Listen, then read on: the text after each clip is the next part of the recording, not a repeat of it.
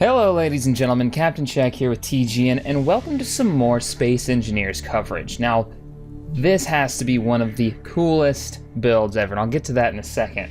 While I was loading, there was a old US Air Force proverb in the loading screen that says, if you see an ammo troop running, try to keep up. So I'm betting anything some of the devs were US Air Force, because I actually went to school with a lot of the ammo troops, and I remember them always spouting that little line off. Thought it was kind of funny. Which is an old bomb squad saying that they kind of hijacked. But anyways, welcome to one of the most impressive builds yet for Space Engineers. It is a Warhammer 40k Battleship, and it is a monster. I mean, it really is. They went out of their way to make it super detailed inside and out. We'll get to the landing bay in a second. Just look at this thing. They used the antennas to great effect to give it that very spiky look that the Space Marines oh so love to use. It is really fantastic. And I think the reason why this grabbed my attention, one, it's probably one of the most detailed builds I've seen, and two, I'm actually reading one of the novels right now for Warhammer 40k. First one I've ever read. And I'm a big fan of the old Relic strategy games. Warhammer 40k, or Dawn of War and Dawn of War 2, specifically Dawn of War 1, had some great mods. Anyways, I'm reading the book Death Watch, and they talk about this battleship going through the warp, which is their version of faster than light travel, and they have a psychic guy on board who can actually hear these demons trying to rip their way into our dimension through the warp and into the ship. It's pretty ridiculous. So far, I haven't finished the book, but I really do recommend Death Watch. It's pretty legit, actually. It's really cool. So as you can see, let's just jump on the deck here. The deck is set up with these barricades, so you can have cover in a firefight. Which, like, from the deck perspective, if they do have boarding parties and NPCs, I would want to fight on this ship. I mean, look at it. This looks like the ultimate deathmatch arena, and I never thought about that with Warhammer, with Space Engineers. But there's going to be guns, you know, there's going to be first-person shooter aspect to it. And the deck of this ship looks like just one kick-ass place to fight. It is really cool. And you've got all these auto turrets to shoot at other ships. Then there's all the thrusters. All right, so let's go inside. Now, I know there's an entrance over here. I saw a side entrance. Here we go. So we'll jump in here and take a look. The inside is just as detailed and as well planned as the outside. It is amazing. Like, here is what the guy who made this. I didn't make this, by the way. It was a mod author called FreshandJuicy. That's what it was, FreshandJuicy. And he's made this. It's over on Steam. You can download it. The link's down below. But he's made this. Look at this bridge. How detailed the bridge is. Get your reactors up there and your gyroscopes. It's got like a million bridges, and all these actually work. You can jump on them from any point in here and take command of the ship. We'll walk around a little more. You've got your little quarters sections. Actually, right down here.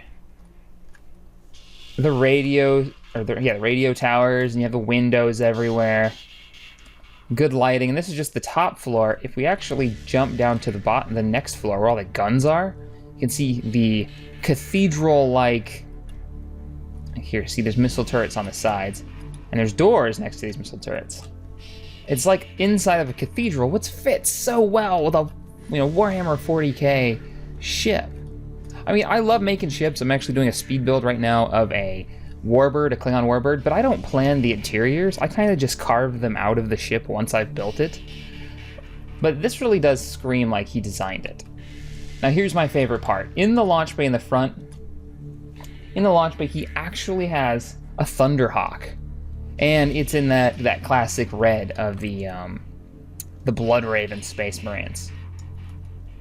So let's kick on the jetpack and look at this thing. Actually, I'll pull it out of the bay so we can see it a little better. Get in third person. In the recent patch, they've added, you can see the landing gear there with a little green stripe. Well, they've added landing gear you can lock on now. They're magnetic. And if you hit P, they'll turn to yellow, which means they're not locked. And then you can hit your thrusters, and then there we go. We're no longer locked on, and the ship is free and clear to leave the docking bay. And it's very well armed as well. But it's perfect. I mean, it really is. It's a one-to-one good-looking ship. I love it. Like, this by itself is worthy of a spotlight. Ah, saving, come on. This right here is worthy of a spotlight. Let me jump out so we can take a look at it. And this is just the shuttle for this ship. Oh, man. I'm going to be keeping an eye on this guy's builds because this is fantastic. I mean, this is one I kind of want to just hijack and use it for myself. Now, the one issue that I did notice is that the Thunderhawk has only 2 or 3 gyroscopes. So it's like flying a bathtub with tank treads and no engine. It really is. Like, it won't turn. This is me turning it right now. I'm full on pushing it to the right, to the left. And I can't turn her at all. So that would be one thing that I may, if I was to use this, I would go inside and actually kind of gut it and add some more gyroscopes. And the same problem with the massive ship here. And I've noticed this. Let me fly back to the bridge, and I want you guys to let me know if you've had this issue before with, maybe now that I've actually taken that ship out, it won't be as big of a problem. And switch to first person. But when I try to fly this, the front was lagging. It wouldn't turn. Oh, look at that. Look at the detail. All right, so I'll try to turn it. Now I'm turning it to the left. Oh, no, it's going now. All right, so if you've had large ships docked inside another ship, have you found it makes the ship kind of list? Because what I had before is I would hit the, let's say I tried to go hard to port. Well, I'd have the front move maybe half speed compared to the back end of the ship. So I'd get this kind of turning around a point for the whole ship. It was weird. But now it's a bit better, but she still turns really, really slowly because she's only got 6 gyroscopes for a ship that's got, you know, a monstrous amount of mass. Yeah, 7 million kilograms. So I'm trying to turn her around now and get her face in the rock because, of course, to end Space Engineer's video, we've got to try out the destruction engine. This is probably one of the first builds where I've noticed a slowdown. Now, I'm also running fraps, so that's taxing my system fairly heavily. I probably should start using my capture card, but here we go. It's so huge, I can't even see it. Like, back in the docking bay you go. Alright guys, well, that ends this spotlight on one of the most impressive builds that I'm now ramming into another ship and rock. If you enjoyed this video, hit that thumbs up and subscribe here to TGN for more spotlights of space engineers and more gaming goodness in general. And as always, thanks for watching. I will see you guys next time. Oh, look at the metal like crumple. Poor Thunderhawk.